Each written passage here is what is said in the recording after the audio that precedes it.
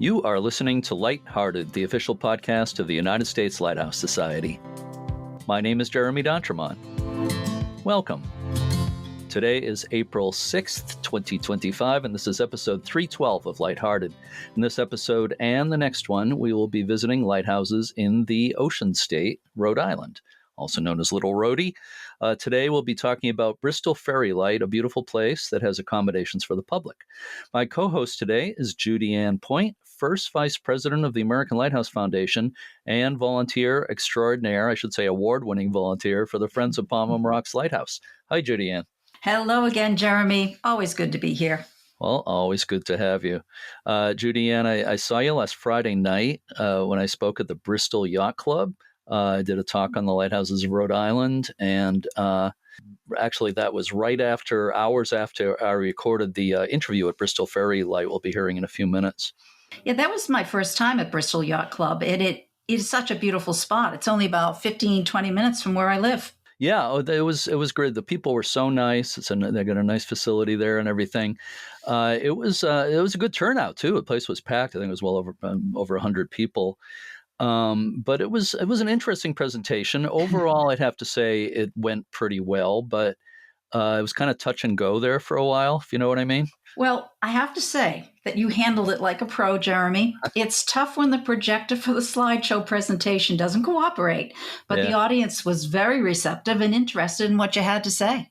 Well, I hope so. I think so. And, and when something like, you have to just roll with it when stuff like that happens. Everybody has experiences with, that are definitely. Always, with technology. As people say, technology is great when it works. But I don't know where the problem was. It's hard to say whether it was on my end or their end or somewhere in between. But, we had set it up early. Everything was fine. Then when I went to do the presentation at the end of the dinner, things didn't work so well. And it took us 20 minutes to get the picture up on the screen. And then as I was speaking, it kept going on and off. So maybe it was a ghost of a lighthouse keeper haunting the system or something. I don't know. But at the end, I had so many nice comments. And one man said to me, "You were like a lighthouse keeper against the storm." And that's one of the nicest comments I have ever gotten at a presentation. There you go. That. Like I said, you handled it like a pro. Well, thanks. Yeah, it was an interesting experience, and as I said to a number of people, nobody died. Nobody was seriously injured. Everything's fine. Everyone stayed awake. It was very interesting. As many times as I've heard stories about Rhode Island lighthouses, and of course, I've read your book, there's always something new there and something, always something interesting to hear for the first time. Well, it may be known as Little Rhodey, but Narragansett Bay is pretty huge. And historically, there are like 30 lighthouses in Rhode Island. I believe about 2021 still standing. But what a tremendous history. So it was great to get back down there. Again, I live in Portsmouth, New Hampshire, not Portsmouth, Rhode Island. I've been down to Rhode Island many times, but I think this was only my second visit post-COVID pandemic. I believe the first time since all that was when I visited Pomham Rocks Lighthouse, your lighthouse in East Providence. I know you don't actually own it, but I wish. One of the most important people there. In 2021, I visited down there when it was the day the lens, the old fourth order lens, was being installed in the museum in the lighthouse. That was a great day. So that was really a momentous moment, Yes. When we got it back from the Custom House Maritime Museum in Newburyport, Mass. That was amazing, and I'm so glad you were there to share it with us. Yeah, it was an extremely memorable day, and I was glad my wife Charlotte came with me too, because she loves that lighthouse. Ever since we first saw it, we were walking along the East Bay bike path in East Providence quite a few years ago now, probably early 90s, I'm going to say, somewhere around there. So, but she just kind of fell in love with the place. And I always remember the woman we ran into on the bike path that day who had a ferret on her shoulders and let us pet the ferret. So made it doubly memorable. I have not seen any ferrets there recently, but that's okay. No. Any minks? I have seen mink at Lighthouse. Yes, mink. Yes. Oh, you have? Really? No ferrets. Yeah, no ferrets in the area, not necessarily at the lighthouse, but they're around for sure. Yeah. But that's one of the neat things about visiting lighthouses is the wildlife that goes along with them too. Absolutely. So on my recent trip last week, a week or so ago, I took the ferry from Bristol out to Prudence Island and interviewed two people about that lighthouse. We'll hear about that in the next episode 2 weeks from now. And while we're on the subject of Rhode Island, do you have any news about Palm Rocks or any of the other lighthouses in that general neck of the woods? Well, I'm going to be sending out another email to Southern New England lighthouses very soon to see if they have anything new to report for this podcast. Last year, quite a few responded, and as a result, Gary and I got to visit and report on Beavertail, Highland Light, Nauset, Scituate, Rose Island, Ned's Point, and we even got to take a cruise on that famous motor lifeboat, the CG 36500. That will be the subject of an upcoming live Zoom presentation. Yes. And at mentioning Palma, it's never boring there. We're researching pricing for a dock replacement right now, as well as the restoration of the 1828 Palma Beacon that sits a few hundred yards from the lighthouse in the Providence River. I mean, that's a treasure. There aren't any others in Rhode Island that are still standing. And let's see, what else are we doing there? We're continuing the construction of the historically accurate picket fence. We have the third side. Now we're going to do the north side of the island, just one more side to go. We have a lightkeeper dedication. I love those. It's coming up for our keeper, Adolph Aronson. He was at Palm Rocks with his family from 1908 to 1937. I know he was one of the keepers you spoke about the other night. And his family and his cat. I'm going to mention a cat. Sorry. You just hang on. All right. One of our newer volunteers, Joe Silvestri, is planning that event with a lunch afterwards. And it's always a good turnout. And it's our fourth dedication so far. We like to do it for each keeper chronologically. And yes, you mentioned a cat. Well, we have a cat controversy at Palm Rocks. Okay, This is hot off the press. All right, not even Eleanor Dwyer knows this, and she wrote the book on lighthouse pets. Okay, you of course are well aware of Tommy the Third, the cat who belonged to Keeper Aronson. And as I mentioned, that's the graveside dedication we're going to do this year. Okay, for the keeper, not the cat. Tommy was famous in newspapers across the country in the 1930s for his ability to dive headfirst and swim underwater to catch fish. And at the bottom of the stairs leading up to the lighthouse kitchen, there's a cement slab with cat paw prints in it. We have always attributed those paw prints to Tommy. Well, here's where we may have to update our information. Our chair, Alex Dias, whom you interviewed a few weeks ago for episode 308, is constantly doing research like yourself. He found the minutes of a 2006 Friends of Palm Rocks Lighthouse board meeting. Come to find out, the keeper, William Howard, who immediately followed Adolph Aronson, he was there from 1937 to 1952, had a tuxedo cat named Alexander Hamilton. Evidently, Keeper Howard's granddaughter, Priscilla Howard Davis, told the story of how she would visit the lighthouse and that her grandmother, Alice M. Wheeler Howard, even wrote a story about Alexander called The Lighthouse Cat. I'd love to get my hands on that. So now we're not sure. Do those cat paw prints belong to Tommy or Alexander Hamilton? So we now have to do a little more digging to find out when that cement slab was actually put there. And this is what I love about lighthouses. There's always another story to discover and research. Very true. Very true. Well, I like to think those are Tommy's paw prints. Me too. Yeah, and you mentioned William Howard, one of two brothers who were lighthouse keepers. I think they were at Wings Neck Light on Cape Cod for quite a few years and carried out quite a few rescues there. So he was pretty famous in New England lighthouse history. And I think if I remember correctly from a news article, he called Palm Rocks Little Alcatraz. He sure did. Yeah. He sure did. I think it was because there was no electricity, no running water. Yeah. Yeah. I mean, it's offshore, but it's pretty close to shore. It's not. Yeah. I mean, to me, something that close to shore and that pretty, I wouldn't call it Alcatraz. I guess if you live there 24/7, you might have a different opinion. Who knows? That could very well be. Yeah. So we could go on talking about Rhode Island lighthouses, I'm sure, for a long time, and we will over the course of various episodes. But let's get to today's interview. Judy Ann, please help me introduce Bristol Ferry Lighthouse and our guests. Of course, Jeremy.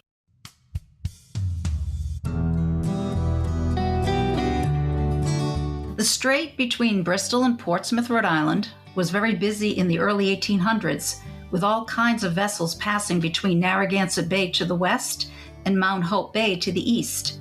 This included lots of traffic to and from the textile mills of Fall River, Massachusetts. In 1846, a small lighted beacon was established at Ferry Point in Bristol. Around that time, the Fall River line started running steamships from Fall River to New York City. Something more substantial was needed, so a lighthouse was built in 1855. The building is a modest 1.5-story brick dwelling with a square lighthouse tower attached to its southern end. The Mount Hope Bridge between Bristol and Portsmouth, more than a mile long, was completed in 1929. The bridge was built very close to the lighthouse, which was no longer needed as an aid to navigation. The lantern room was removed from the tower in 1928, and the property passed into private ownership. Yeah, and by the way, did you know the Mount Hope Bridge is the second most beautiful bridge in the United States? The second most beautiful? You'll have to listen to the interview to know what the most beautiful is. Well, I guess I'll have to now. Yeah, and I won't tell you what the source of that information is either. You have to listen to the interview. So anyway, the building was in terrible shape when it was sold to Carol and Bob London in 1991. Thanks to the Londons, the lighthouse was reborn. The interior was gutted, and new electrical and plumbing systems were installed. To top off the renovations, a new lantern was fabricated and installed, and the lighthouse once again looked like a lighthouse. Despite their love for the lighthouse, the Londons decided to downscale their lifestyle. They sold the property in early 2000. Today, it's owned by Simon and Laura Thomas and managed as an inn. Simon and Laura are both architects, and their attention to detail shows in the interior of the lighthouse. Sure does. You can get more information about the accommodations through both AirbnB and Vrbo, VRBO. Also joining us for our conversation at the Lighthouse was Matthew Cohen, who is a great marine photographer as well as a professional sailor who lives in Rhode Island. Matthew has stayed at the Lighthouse, and he shared that experience. So let's listen to our conversation about Bristol Ferry Lighthouse now. I am here this afternoon in Bristol, Rhode Island, and actually in the lantern room of the Bristol Ferry Lighthouse, which is pretty cool. And if during this interview, if anybody hears the howling of wind outside, you'll know why. It's kind of a windy day, but it's such a neat place to be with views and almost every direction here. And with me are Simon Thomas, the owner of the Bristol Ferry Lighthouse, and his wife Laura, I should say the owners of the Bristol Ferry Lighthouse, and also photographer Matthew Cohen, who is also a sailor. Simon, let's start with you. First of all, well, let me ask you, I didn't actually realize you're from England originally, correct? That is correct, yes. Yeah. Yes, from England. Yeah, and you mentioned not too far from Shakespeare country. Yes, Warwickshire. Okay. Just north of London. And let's move up in your personal history and talk about what led you to this lighthouse. You mentioned to me via email that you have a background in space architecture, which is I can't imagine exactly what that means, but maybe you can explain it a little bit. Certainly, and welcome Jeremy to Bristol Ferry Lighthouse. Thank you. Early 90s, I was in the UK studying for my master's in architecture, and a wonderful opportunity presented itself. The University of Houston had a space architecture program, and NASA was going to Mars, and they needed architects to look at how the astronauts were going to get back to and from Mars in extended periods of time. Mm-hmm. And my in was, at the time, I did a lot of scuba diving, and I proposed to do these underwater interchangeable pods where the astronauts would go prior to the trip, mm-hmm. and just basically experience what it's like to be isolated for extended amounts of time, see if they could cope. It was a great experience, loved it. Yeah. Met my wife, Laura, who is also an architect. She's a preservation architect. Uh-huh. And in 1993, we graduated, and then I had to get a proper job.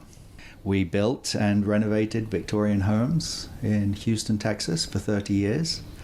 And I didn't do so much diving after that, but I took up sailing. Mm-hmm. And that's kind of what brought me to Bristol. Ah, okay. Yeah, a good place for sailing around here, that's for sure. Before we move on as to why you bought a lighthouse, why and how you bought a lighthouse, it strikes me that the idea of space architecture, and you're talking about, spaces where somebody would spend a long time isolated, that would certainly apply to lighthouse keepers in a lot of ways. Absolutely. I mean, it's NASA could have saved a lot of money if they'd have sent the astronauts to a lighthouse to be somewhat in remote locations. Yeah. To experience what it's like. Yeah, especially maybe some of the ones in the British Isles that are like off Cornwall and places like that. Oh, absolutely. I mean, I spent most of my childhood on holidays going from lighthouse to lighthouse. It was a very big deal with my dad. Oh, okay. So lighthouses were on your radar before you came here. Oh, yeah, especially like going to Devon and Cornwall. I mean, they're everywhere, and they're always a hike. They're usually in some remote part, and it involves walking for an hour there and an hour back, and then finishing it off with a pint and a pasty. And it was it was a memorable part of my childhood. Yeah. Is it Wolf Rock, the kind of wave-swept granite tower that's off Cornwall as well? Well, there's everywhere. I think probably the Lizard, and also off Lundy Island is one of my favorites. I mean, Lundy Island is just the lighthouse there is literally in the middle of nowhere, and you take a boat to it and you hike along the coast, and as you round this escarpment you just see Lundy Lighthouse just down there. It's kind of a beautiful sight, and it kind of sticks with you. Yeah, I'm sure. Yeah, I was telling you earlier, I've been in England a couple of times. Last time I was really hoping to make it to Cornwall. It didn't happen, but I really hope to get back there. Yes. Having watched Poldark and fall in love with Cornwall. Oh yes. Yeah. Yep. Grew up watching Poldark. Yeah. Or the second version I watched. Oh yeah. I think I was more the original version, like having to watch that on a Sunday night with Mum and Dad. Yeah, they were both good. So back to when you came to Bristol, what eventually led to you buying this lighthouse? Well, we bought a house in Bristol, and then we got that just as we wanted it. And then we started contemplating buying a boat. When one evening, a friend's got a text that Bristol Ferry Lighthouse was up on the market. And it's like, what could be cooler than owning a lighthouse? Much cooler than owning a boat, for sure. So we kind of jumped on it. Laura was not in town at the time. I text her, and she's like, do you want to buy a lighthouse? She said, heck yeah, why not? I said, like, why? She said, because it's a lighthouse. Yeah. Of course you do. Not every wife would say that. Absolutely. And it's owning a lighthouse is cooler than owning a boat, I think. A little similar in some ways, I'm sure. Similar, but, obviously more cooler. So I would say so, I think. So when did you buy it? 3 years ago. In September, what would that be, 2022? Okay. So a little bit after Yes. COVID and all that stuff. And what kind of shape was it in when you bought it? Did you have to put a lot of work into it? No, the previous owners had done a fabulous job of upkeeping this property. I think in the 1960s they added this bonnet that we're sitting in now. And I mean, it's just wonderful up here. And down below, the house is pretty much as it was originally. If the original plans are still available, and they did a wonderful job just keeping it up. And when we bought it, I think really the only thing we did is move the pump from the utility room into the actual well itself. Right, when we were previewing the house, the pump came on, and I literally jumped out of my skin. It was so loud I couldn't believe it. Wow. Commercial grade pump. I was standing right next to the utility room where the pump was, and I was like, oh, good Lord. Yeah. But that's really the only thing we did. Wow. So yeah, I think the owners you're talking about who put this new lantern or bonnet on it were the Lundins, Lundin, some years ago. They were the second to last owners, I believe. Yeah, they were featured in magazine articles a number of times and things like that. Yes. So Yeah, the Lundins definitely did a fantastic full renovation. I have no idea where the project started, but the end result is amazing. yeah, I think it was in pretty rough shape before them. And it's my understanding, actually, Roger Williams College, or university, I should say, down the street here, used it in some way for a while before that. I don't know if you know anything about that, but I vaguely remember seeing something, maybe it was used for storage. I think some students may have actually lived here for a while. I don't know if Simon, if you know anything about that period, but I vaguely recall reading something about. Yeah. I don't know. I don't remember specifically, but I think they used it for a while. I don't know how well kept up it was in those years. So again, Yeah. maybe that was it. Maybe it was squatters. Yeah. Cheap housing. Yeah. Cheap student I housing. guess they were storing students here. That might have been it. Yeah.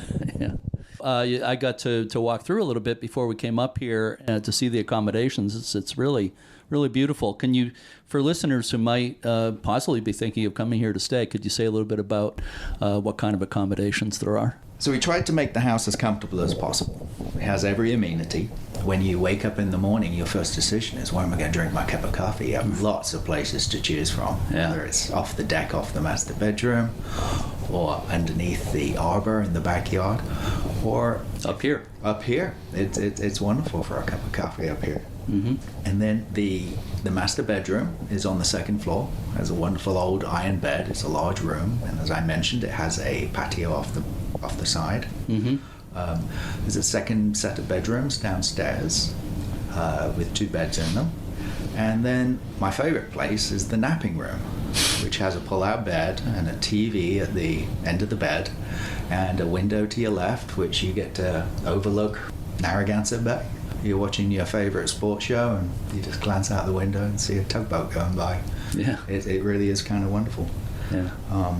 So, summarized, I would call it cozy, new vintage is how we have decorated this place. Yeah. Well, the wind's howling here. I'm not sure how much the mics are picking it up, but again, hopefully our listeners can hear us above the wind here. I think so.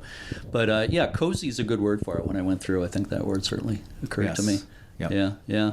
So do you rent by the night? Yes, it's a 3-day minimum. Oh, okay. And you can rent it on Airbnb or VRBO. Mm-hmm. And we have wonderful reviews. Is it available all year? Yes. At the moment, we have a winter rental in here, and we've had that for the last couple of years. People want to rent it for 4 or 5 months over the winter. Mm-hmm. And then during the summer, most people rent it for 4 or 5 days, sometimes a week. Mm-hmm. We've had people stay here longer. So often families? Mostly families. Yeah. We have a lot of people who come to this area for weddings. And a lot of families. Kids seem to really enjoy it here. Yeah. Later today, as you know, I think you're going to be there. I'm speaking at the Bristol Yacht Club. And I was thinking I'm going to talk about this lighthouse in my presentation tonight. And I just want to make sure people who live in Bristol realize that if, say, friends or relatives are visiting and want an interesting place to stay while they're here, this is perfect. So I don't know if that ever happens. Well, that is one of our jobs that we are not doing very well, is getting word out in Bristol that it is available. Because everyone knows in Bristol, grew up here, knows about the Bristol Ferry Lighthouse. Mm-hmm. There was a lot of making out on the rocks right near the lighthouse. I'm sorry, it's true. Anyway. Just don't go too much farther. It's a PG podcast. Of course, but it's a very much a part of Bristol. The Christmas ornaments in town have been based on the lighthouse, and it's nice to be able to share it with people who have a connection to the town. Yeah. Well, I'll do my bit to publicize it tonight at the Bristol Yacht Club, so maybe you'll get a guest or two out of that. I wanted to add to Simon's comment earlier. This Airbnb has the nicest view of any Airbnb in New England. You have 3 270-degree views of tons of water and 4 bridges that you can see at any single time. It is fantastic. And as a photographer, that is the reason I came up here to photograph the lighthouse. So if you add that to Airbnb or VRBO, you'll be pleasantly surprised for your visit. There's some lighthouses you can stay in, but they're not Airbnbs. There's some not far from here.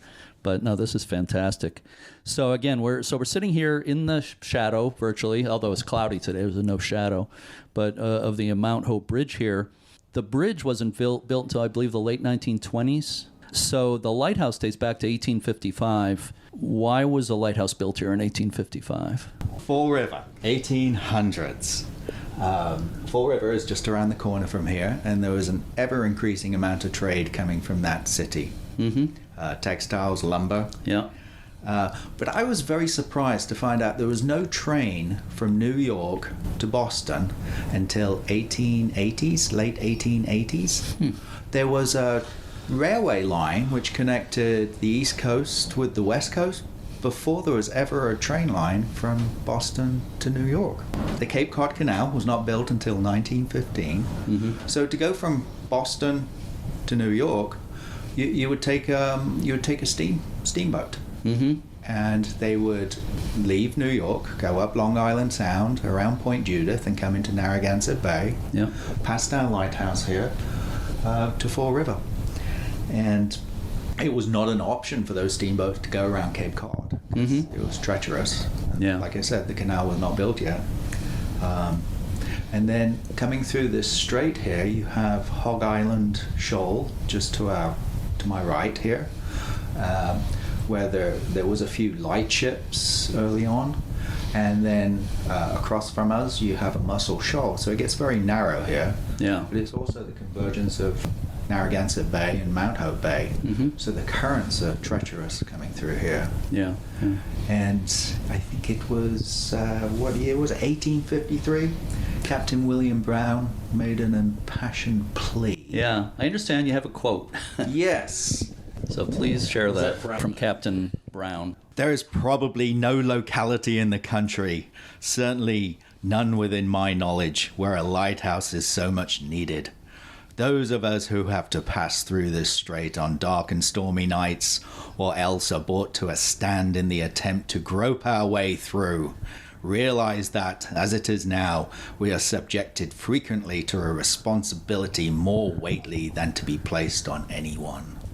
That was Captain William Brown in 1853.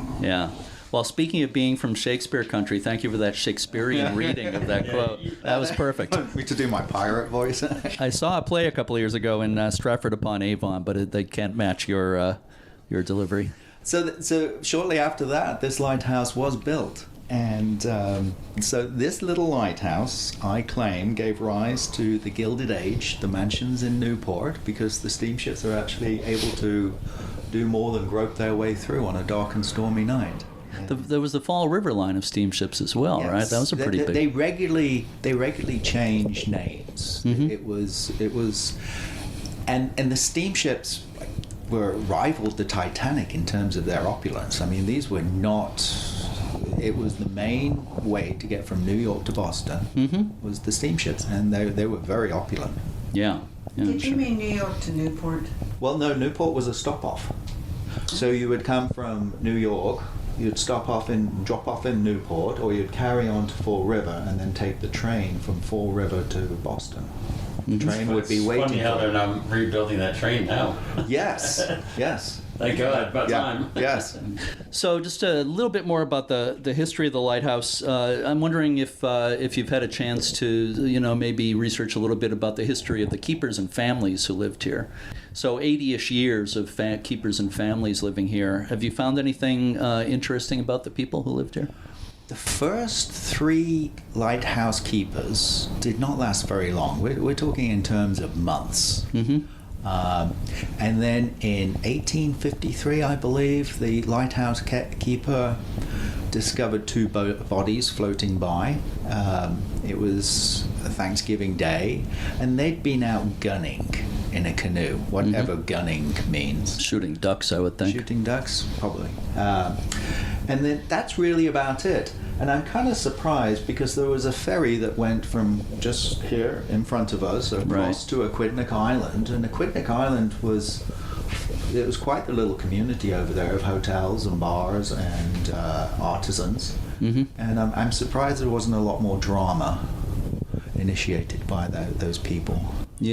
I know there's some, in fact, in my presentation of the Yacht Club tonight, I'm going to show some entries in the log, and I believe the incident you're talking about, finding the bodies, that's one of those log entries. Yes. But I remember one of the log entries was keeper said he saw a steamer towing a 60-foot whale past the station. Oh, my. Yeah. Wow. I don't have any more details for you, but that's what he recorded in the log. So, things happened, but I don't think there were any like big dramatic shipwrecks or anything along those lines. No, there was a few shipwrecks which kind of made the train to go from Boston to New York happen. I think there was several steamships that sank. So back to the bridge here that we're very close to. Anything else notable about the Mount Hope Bridge? Everything is notable about the Mount Hope Bridge. You're so close to it. It's see everything. You can see the rivets from here. It's noticeable from here, that's for sure. It's the second most beautiful bridge in the country. That's the first. That's for real. What's the first again? The Golden Gate Bridge in San Francisco. And this is the second. And that's according to me. Okay. I mean, it's just this beautiful suspension bridge. You might be a little biased living underneath it. No, excuse me, I do not live underneath the bridge. Not a troll. No, it's just a beautiful suspension bridge. It is. It consists of two towers, and it kind of has the four-leaf clover emblem at the top. And this beautiful kind of truss system. It's remarkable. It's beautiful. It is. So I take your word for it. It's the second most beautiful bridge in the country. I'm not going to argue. And then, actually, what's remarkable is it only took less than 2 years to build, which in today's terms, I mean, it would take decades for a bridge. It would. It would cost like $1 billion too. Right. Well, it took less than 2 years, and it opened 5 days before the 1929 stock market crash. So wow. It did. I think the owners soon went out of business. It might not have been built if it had been put off a little bit longer. Yes. Huh. And how about the town of Bristol? What do you think is special about Bristol? Bristol, charming little town. It's a working town as well as a tourist town. Mm-hmm. So it's great. There's families that have been there forever. It has this great 4th of July tradition. Yeah. The parade, I think, is the longest continuous parade. Right. In the country. I mean, historically, going back, the oldest. Yes. Yeah. I know. I've certainly seen things about it in newspapers and magazines over the years. It's a pretty big deal. And the Pilgrims made it down here very quickly. Once they landed in Plymouth, they were here within a very short amount of time. King Philip, you can see his mound, King Philip's. The Indian chief. Yes, he lived here, just around the corner from here. Bristol played a very important part in the War of Independence. Washington came through a number of times, and General Rochamp brought his 5,500 Frenchmen across the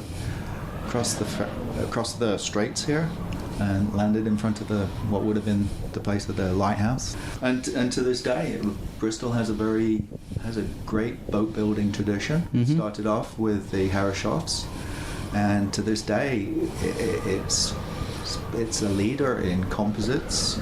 The other day, I saw a helicopter carrying this large, what seemed like a big tube, and it's part of SpaceX, the rocket. They were taking it from the manufacturing facility to a barge on Narragansett Bay. So it's going into space. Speaking of the 4th of July parade, something that's pretty distinctive about Bristol is when you come into town on the main drag, there's something special about the center line, right? Oh, yes. The normal lines in the road are red, white, and blue. Yeah. And that's the parade route. Uh-huh. I've never seen that anywhere else. Yeah, I think it's only here in Bristol. Yeah, it's pretty cool. It's been like that a long time, I know, as far back. I probably first came here in the 80s. I don't know, it was like that then. Yes. Matthew, I understand you have some personal association with the Mount Hope Bridge here? I do, on multiple facets. Long before I met Simon and Laura here at the Lighthouse, I went to Roger Williams starting in 1998 and ended in 2003, as well as being on the sailing team. So I've been a lifelong sailor before I could even walk. And getting into photography, I had a lot of opportunities to photograph the lighthouse from the outside, not the special access from inside, from the Thomases, but also the bridge itself. And then around the corner, opposite of where the lighthouse is, on the other side of the bridge, is the Roger Williams campus. Mm-hmm. So the Roger Williams sailing team has come a long way, and my 4 years with the team, we sailed right here, just 100 feet from the Lighthouse, and that sailing team propelled my career as a professional sailor. So both the school and the Lighthouse and the bridge is pretty close to my heart. Did your photography start around that time as well? It did. So I was there for 5 years. I started off in architecture, and then switched to psychology because I didn't have much of a life in architecture. But then it allowed me to join the sailing team. And since I started a year late and I was there for 5 years, the NCAA doesn't allow you more than 8 semesters of eligibility in a varsity sport. So I couldn't compete with the team my last year. And then I had more free time. And so I dug into photography and Photo 101, Photo 102 classes and fell in love with it, and decided then to bail on psychology and not spend another 5 years in a library analyzing people. I decided to go see the world on someone else's dime and document it, all the travels, with a lot of material and content and support from Bristol town, the bridge, campus, and Newport. Yeah. So speaking of sailing, and this is certainly a question for any of you, all three of you if you want, but what is so special about this area? What makes the sailing around Narragansett Bay and Mount Hope Bay so special? As a sailor, as a professional sailor for myself, one of the main reasons is the weather, the conditions. I think that's why the opportunities and the landscape provides so much resources. There's tons of islands and coves and harbors and shoals. And then the prevailing winds are kind of like clockwork in New England. So if you compare this to like New York, where New York Yacht Club is, the reason why New York Yacht Club from 44th Street came to Newport is they had much favorable conditions. And as Simon was saying earlier, a lot of the trade came through here. So shipping and exporting and importing through the boats. There's so much history. And one of the reasons I didn't go to another sailing city of the world or the country is that Newport, Bristol is so much heritage and history in terms of designers and builders and composites, and it's all in such a small 20 square mile radius. Mm-hmm. So there's so much industry, and there's so much opportunity, and there's so much photo opportunity and beauty in a very small radius. Yeah. Oh, yeah. I totally agree with that. Simon and Laura, I don't know if you want to add anything to that. Well, what Matthew just said, like the reliable wind, you can be sitting up here at 1 o'clock in the afternoon, and like clockwork, you get to see the wind coming down from Newport on the water. So when people come here to stay, or if they're just in the area in general, obviously they're sailing, but if people aren't sailors, what else is there to do? There is great fishing from just off the Lighthouse. Mm-hmm. And there is also the East Bay Bike Path, which is I think it's 17 miles, which goes from Bristol to Providence. Mm-hmm. And there's Colt State Park. It's a wonderful state park. Yep, I've been Great there. Place. Yep. And for the more active, there's pickleball on the Common, very popular here in Bristol. And I think it's on Tuesdays, there's yoga on the pier in front of the Herreshoff Museum. Mm-hmm. And if Newport is only 25 miles away, you have the Cliff Walk, the mansions. Yeah. And plenty to do in Newport. Lots to do around here. Yeah. And Providence, too. There's nice museums and things. Fall River has a wonderful Marine museum. The kids get to run around on a submarine and battleship. Yeah.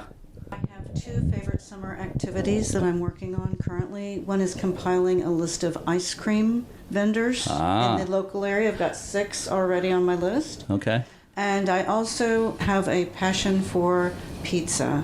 So far, Jay's Pizza in Providence is my choice. So okay, Jay's Pizza. I'll keep that in mind. You know, I've read that New Englanders eat more ice cream than anybody in the country, and Rhode Island is number 1. I don't know if you've heard that, but I have read that Rhode Island is the number 1 consumer per capita of ice cream in the country. Well, I cannot speak to that. I can tell you that one of my favorite soft serve ice creams is called a New England Pothole, which is soft serve with fudge on the bottom, inside, and on top. It's delicious. You're making me really hungry. It's delicious. Yeah, well, that sounds fantastic. And of course, Rhode Island is known for kind of particular delicacies, things like Johnny cakes. Cabinets, it's an old word for milkshakes they use in Rhode Island. The next town over, Warren, has a place called Delecta that does a coffee cabinet. It's not to be missed. It's really fun. Yeah, I'm sure people in other parts of the country think that's pretty strange, but yeah, every state has their unique stuff like that. So let's just get back to Roger Williams University for a minute. Do you get a lot of people associated with the university staying here? We get a lot of people staying here for commencement and for the homecoming in the fall. Yeah. So they seem to love it. It's very local. It's handy. So I think you've already answered the question, but I have to say one of the highlights when people get to stay here is coming up in the Lantern Room where we are, which is just fantastic. What a great place to watch maybe the sunrise or sunset from here. Oh, that sunset cocktail, it's the best place in town. Yeah, yeah. I don't know what it is. I've been in other lighthouses that had accommodations where there were nice places to sit up in the Lantern Room, and it's just, that is such a popular activity, a cocktail at sunset. The sunsets in Rhode Island are spectacular. Yeah. It's as Matthew pointed out, you have 270 degrees of water views here. Unrivaled. Yes. You can't top it. We can count 4 bridges. We can see 4 bridges. Yeah. How many lighthouses can you see from here? 2 lighthouses. Hog Island Shoal and then there's Borden Flats and Fall River. Yeah. Is it just out of sight? 3, yes. You can see it? Yeah. Near the other bridge there. Yeah. My good friend Nick Korstad used to own that and restored it. Yes, I think it's on the market. It is currently. I just saw it in the window at Sotheby's here in Bristol. Yes. Yeah. So if anybody's listening and wants to buy a lighthouse that's just down the road, so to speak, from you, that is available. So let me ask you, I just got a couple more questions, okay? First of all, I know you were kind of fortunate in a way that the previous owners took really good care of this place, but do you have any major plans for renovation or anything like that coming up? Not really.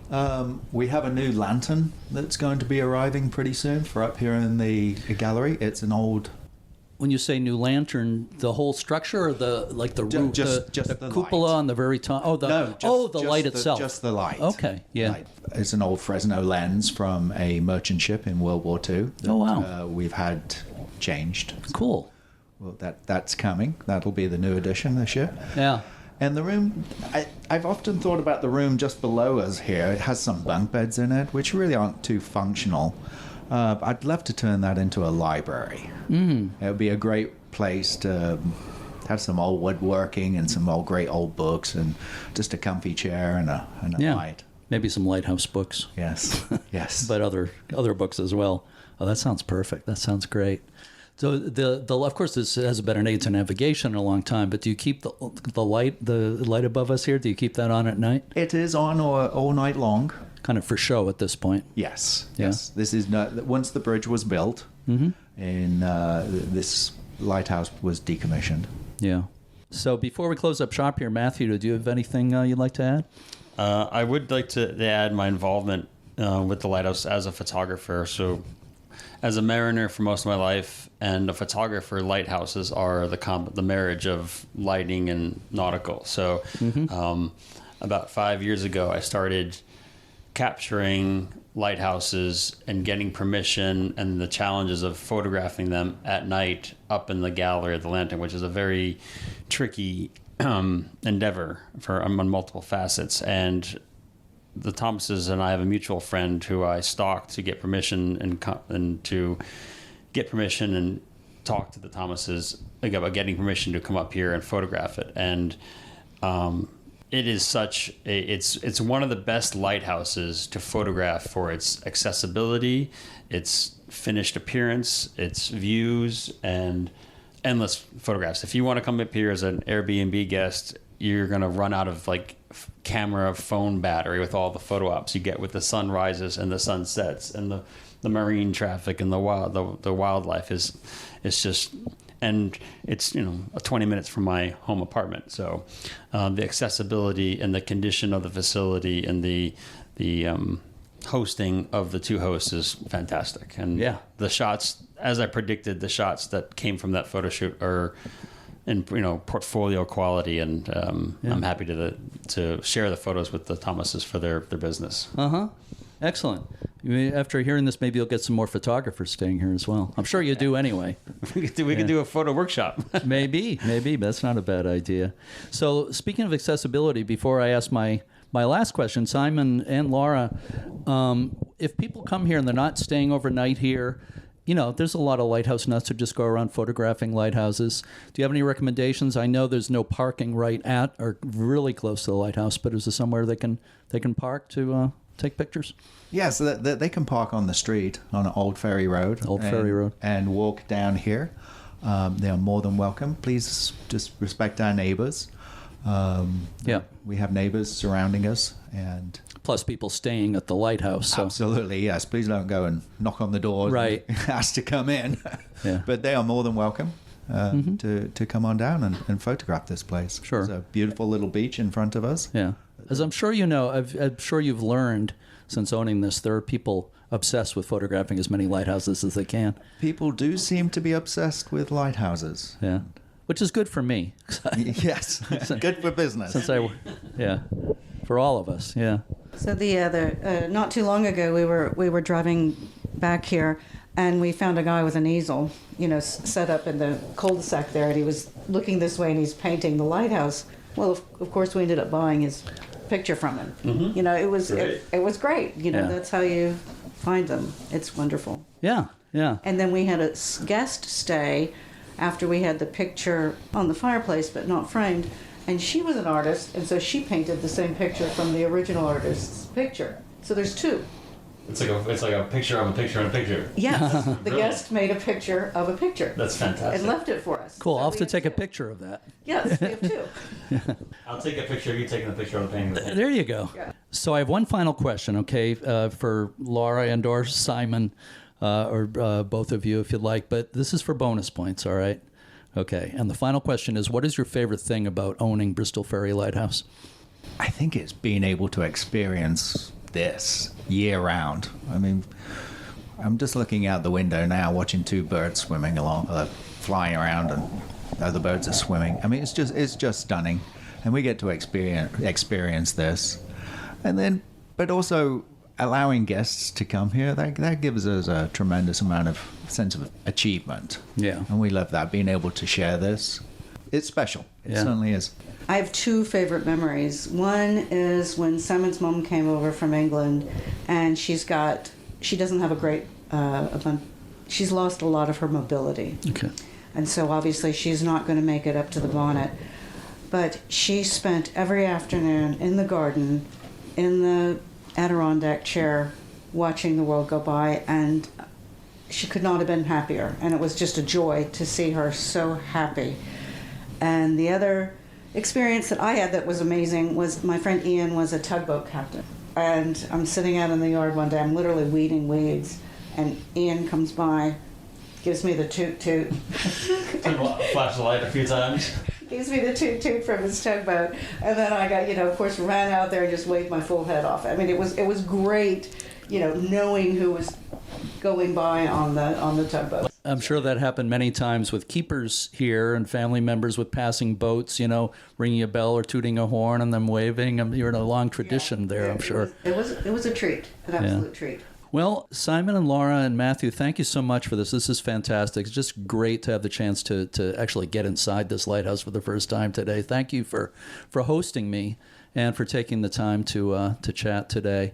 And, I just commend you for what you're doing here. You're preserving a big piece of history here for lighthouse lovers and for the area and anybody who loves maritime history. So, and thank you for opening it to the public. It's one thing to have a summer home like this, but to share it the way you are I think is... I'll second that notion. Yeah. Oh, yeah, believe me, though, we've blocked it off a couple... We've got it blocked off for our, for our family. Oh, of course. I would hope so. We're bringing family from Europe and everywhere. Good for you. Just to enjoy it. Oh, together. Absolutely, sure. Well, again, Simon and Laura and Matthew, thank you so much. Hope I can visit again sometime. Thank you so much. Absolutely. Thank you. Thank you.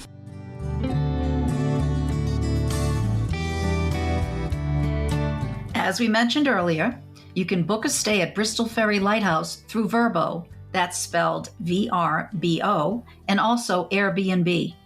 Here's a little info from the official listing, and I quote, "The keeper's dwelling and attached 4-story light tower offer unique historical and visual experience. Climb to the top of the lighthouse to marvel at the ingenuity of Mount Hope Bridge. Watch in comfort as sailboats glide by and lobster boats drop their pots. Sit under the wisteria arbor and enjoy the early morning calm of Narragansett Bay. Good. Guests will experience what it is like to live in an actual lighthouse. The views are stunning from every direction," end quote. Yeah, I can vouch for that. It really is a special place, as Simon says. Wait a minute, Simon says? Where have I heard that before?